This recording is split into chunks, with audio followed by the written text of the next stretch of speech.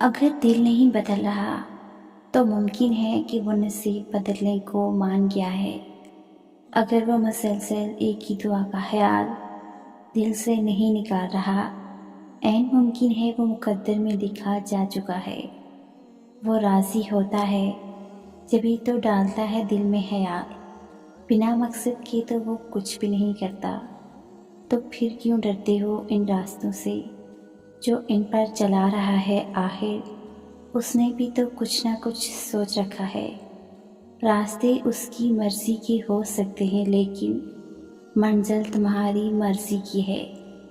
وہ بار بار دعا کی توفیق کے ساتھ اشارے بھی دے رہا ہے کہ مناؤ اسے، اب بھی نصیب میں کن کی امید باقی ہے۔ تو پھر کیوں ہمت ہار گئے ہو؟ جو تھک جائے تمہارا وجود اس کو بتاؤ بس اب آگے معجزوں کا پہرا ہے۔ تو پھر کیوں ہے تمہارا دل نا امید؟ اسے بتاؤ کن تو اللہ کی محبت کا ثبوت ہے۔ جو ٹوٹے تمہارا صبر پھر بھی تو اسے بتاؤ کہ اب اللہ کی مدد تو بس قریب ہی ہے۔ اس رب نے تمہیں دھتکارا ہے، نہ ہی انکار کیا ہے، فقط حکم صبر انتظار دیا ہے۔ جب خیال مناجات ڈالا ہے اس دل نے تمہارے تو یقیناً بہت بڑا انتظام رحمت کوئی اس نے کیا ہے۔ گھبراؤ نہیں کہ یہ تو ہے محض وقتی آندیاں، تمہیں اپنی غربت نوازنے کو ہی تو اس رب نے یہ امتحان لیا ہے۔ ایسا نہیں سوچتے میرے ساتھ یہ کیوں ہوا، میرا کیا قصور تھا؟ آپ کے ساتھ جو بھی ہوا اس میں آپ کے لیے سبق تھا، آپ نے کچھ سیکھنا تھا۔ اگر آپ کا دل ٹوٹا ہے تو کیا پتہ اس دل کے ٹوٹنے میں خیر ہو، کیا پتہ اس دل کے ٹوٹنے کے بعد ہی آپ لے بہت کچھ سیکھنا ہو، کیا پتہ وہ درد سہنے کے بعد آپ کو اللہ ملنا ہو۔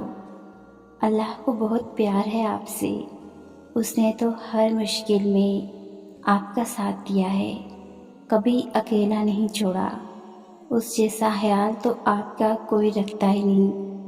جب سب گرا دیتے ہیں تب وہی اٹھنے کی ہمت دیتا ہے، اور تب آپ پہلے سے زیادہ مضبوط ہو کر اٹھتے ہیں، کیونکہ اٹھانے والا جو ہے نا وہ آپ کا اللہ ہے، سب سے طاقتور اللہ۔